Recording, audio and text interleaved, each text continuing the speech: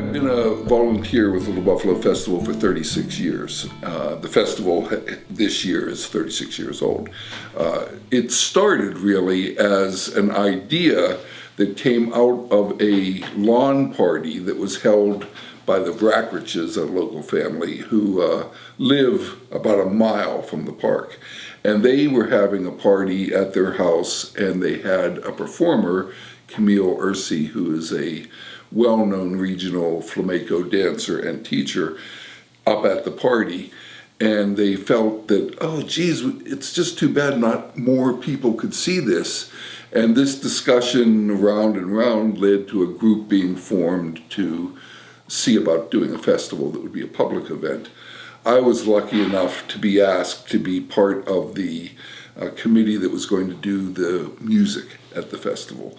And they asked me that because everybody knew of my love for live music, and I wanted to be sure we got the kind of music I wanted to see as well as other kinds of music. So I got in at the ground floor, as it turns out, and have been working with the festival ever since.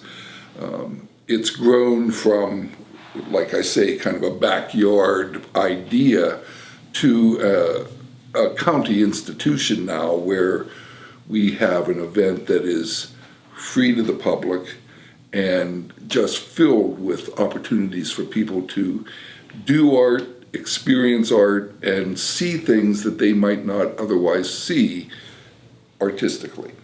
We're in the final stages of planning this year's festival. I did want to tell you a story, and this comes, I'd say, 25 years ago now, which is amazing to think about, but we had Roseanne Cash as a headliner. She was the headliner for the festival on the Saturday of the weekend. And it was a beautiful day, and the day was going along just fine. And as Roseanne took the stage, their clouds started to build up. And hey, this festival, at least half of the 36 years, we've had rain. So it's nothing to the volunteers to see a few clouds. And so we were just sort of watching and listening and enjoying Roseanne. And a light rain started. And then the rain got a little heavier. And the amazing thing was, as the rain got heavier, no one left. The whole crowd stayed there. Some umbrellas popped up, but the energy that Roseanne was creating for the crowd, Roseanne Cash was creating for the crowd, was such that nobody wanted to miss it, and so they just stayed there.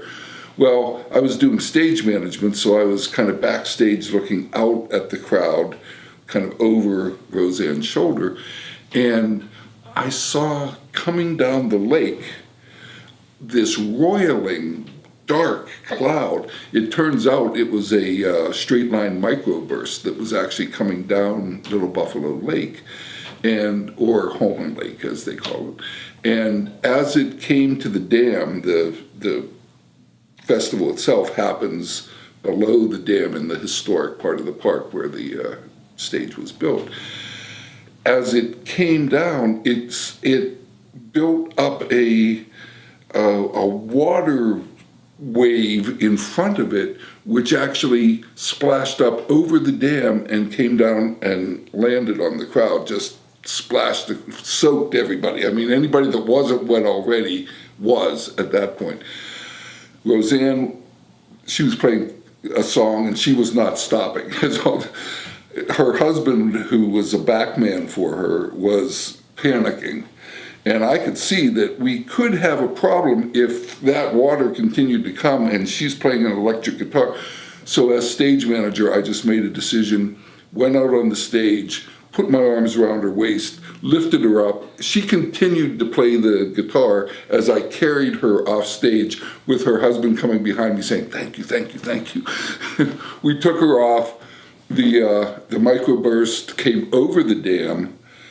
It was high enough that the winds and everything went over the crowd, took down about 15 trees behind the stage, including one that fell onto the volunteer tent. Lucky for us, all the volunteers at the time were out front watching Roseanne, so no one was hurt.